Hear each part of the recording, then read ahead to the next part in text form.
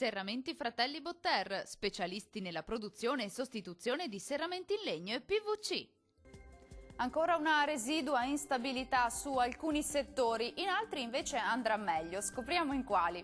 Sul Veneto cieli nuvolosi sui settori centro-settentrionali con nevicate intorno agli 800-900 metri sulle Alpi e qualche debole pioggia sul Trevigiano e sul nord veneziano. Prevale il tempo asciutto e anche piuttosto soleggiato altrove.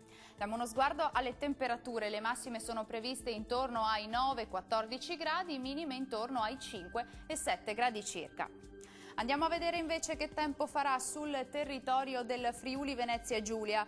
Qui insiste il tempo instabile, con molte nubi e piogge ovunque e anche con locali temporali. Nevicate sui rilievi intorno ai 900-1000 metri. Temperature che risultano essere in calo, con massime tra 10 e 13 gradi, minime attese intorno ai 7-8 gradi circa.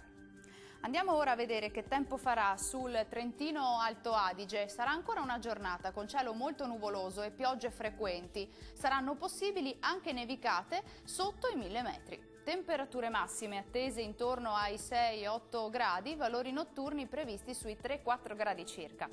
Il mare sarà generalmente mosso e venti moderati meridionali.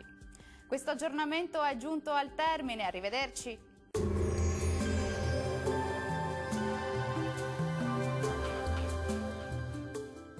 Serramenti Fratelli Botter, specialisti nella produzione e sostituzione di serramenti in legno e PVC.